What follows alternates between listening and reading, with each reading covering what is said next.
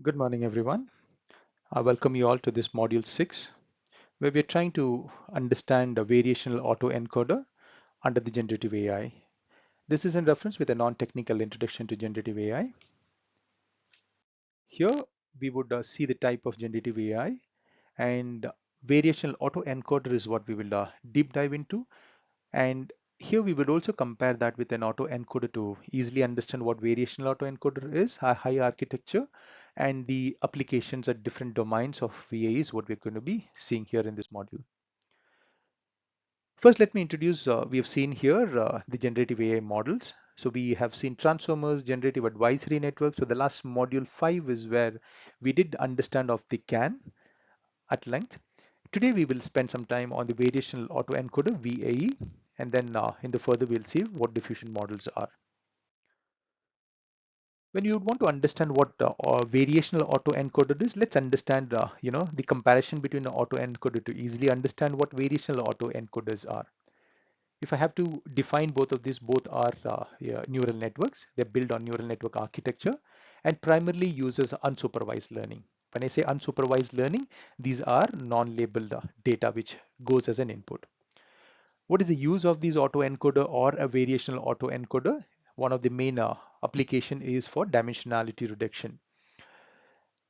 When I say dimensionality reduction, what I mean is when I'm trying to reduce a higher dimension data to a lower dimension. It could be a 2D or a 3D dimension. And why do we need to reduce the dimensionality? It helps in compressed representation of the data. When I say compressed representation, it's easy to store the data or transmit the data. That's what the compressed representation of the data using dimensionality brings in. It also brings in filtering out the noises. That means avoid overfitting of models can be avoided by dimensionality reduction. And along with that, there are feature extractions as well. Now, towards the left is what the autoencoders are, and towards right is what we compare the variational autoencoder. So to understand what an autoencoder is, basically they are used for dimensional reduction. We know what dimensional reductions are now, and also feature learning, or we're trying to extract important features out of the data set. Here we have an encoder and a decoder, as we all know. And what is the basic use of the encoder? We are trying to map the high dimension input to a low dimension output. That means we're trying to reduce the high dimension to a low dimension at the encoder. And at the decoder, we're trying to reconstruct the data. The originality of the data is what we're trying to reconstruct. One of the main objective here is in autoencoder is to keep the reconstruction error minimum or low. That means the original input, between the original input and the reconstructed output, we are trying to minimize or keep the reconstruction error at bay. That's what the importance of autoencoder is. Now let's go to the variational autoencoder. Similar to the dimensionality reduction and feature extraction, this also has a important role as generative modeling. What do I mean by generative modeling variational autoencoder is we can generate or create new data, or it could be a similar data. That's what the advantage is, where variational autoencoder stands out compared to an autoencoder. Here in the encoder side, we similar to what we've seen in the autoencoder. You have an encoder which does a mapping of a high dimension to a low dimension. It converts a high dimension to a low dimension, and the decoder it's trying to reconstruct the data. Like what we've seen, the reconstruction error which has to be kept at low at the autoencoder, the same thing is what the demand is at the variational autoencoder. Other than this, there is another thing which has to be kept in as an important note, that is the callback labeler KL divergence. So we need we need to make sure that this is also appropriately set. What we're trying to say is we're trying to understand the difference, the measure of how we measure the difference between the learned latent distribution and the priori distribution. That's what we're trying to see from a variational encoder. What does that mean is, let's see the next slide to give you a little more. So here, this is the variational autoencoder architecture at a high level.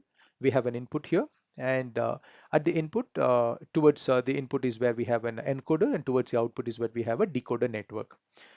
As we did see that these encoders and the decoders are what? Neural networks. So we have a convolutional neural network, CNN, which is used as a dimensionality reduction is what we have seen here. Both the side, it works on a probability distribution.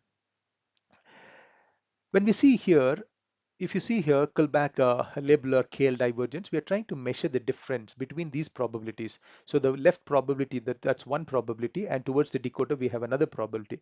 We are trying to understand the probability distribution between these, or the true distribution and the approx distribution is what we are trying to. So the measure of the difference in measure is what we define this using Kullback labeler KL divergence. I believe that that's clear here. Now, understanding this, let's touch upon the basics of what probability distribution is. Since I've used this probability distribution here in the last slide, it's basically a mathematical representation where we're trying to understand the different, outcomes or outputs from an experiment or, from any system. What are the different outcomes? Probability of outcomes is what we're trying to represent using probability distribution. We know that there are two type of probability distribution at a high level. You have discrete and you have continuous.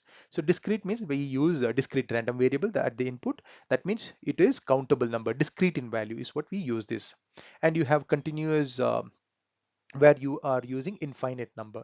Here examples of continuous are normal distribution and exponential distribution, which can be used in VAE. And if it is a discrete probability, we have binomial and Poisson's distribution. Understanding this, let's understand the different applications of VAE. So this is where you can understand where all variational autoencoders of the generative AI can be used here. The first is image and text generation. We can create new realistic images and also coherent text sequences. Under the anomaly detection, we have two use cases here. Industrial monitoring. That means the behavior, the normal behavior of a system can be understood, and then we can understand what are the faulty in these systems using anomaly detection. Network security, the network traffic pattern can be understood, and then if there are anomalies which breaches the security of any attacks, this can be understood using VAE. Dimensionality reduction, we know that dimensionality reduction is where we are trying to represent the compressed form of data to easily store and transmit, and also to filter out the noise to avoid overfitting is we see dimensionality reduction. In data visualization, it can be reducing the dimensionality can help visualize complex data sets. We can deal with very high complex data sets using the dimensionality reduction. Feature extraction, we are trying to uh, extract the meaningful information from a high dimension data by reducing that into a lower, which becomes easy for us to handle. Combining labeled and unlabeled data. So in scenarios where we have scarcity of labeled data, we know that 90% of the data available, at our disposal is unlabeled, and it's only 10% which is labeled. In case we have, unlabeled data is scarce, we can combine that with an unlabeled data. Speech and audio processing, voice conversion, convert one voice to another voice. You can do voice dubbing, and then you have music generation. New music can be generated using the variational autoencoder. From a healthcare point of view, medical imaging, generate and augment medical image, and genomic data analysis, understanding the complex genetic data. Here we, variational autoencoders become handy in computational biologies like CRISPR gene editor. These kind of technologies can obviously be leveraged of using variational autoencoder models. Then we have personalized recommendation system. So here generates personalized recommendation. It could be for products, services, movies, and you name the services which you would want to.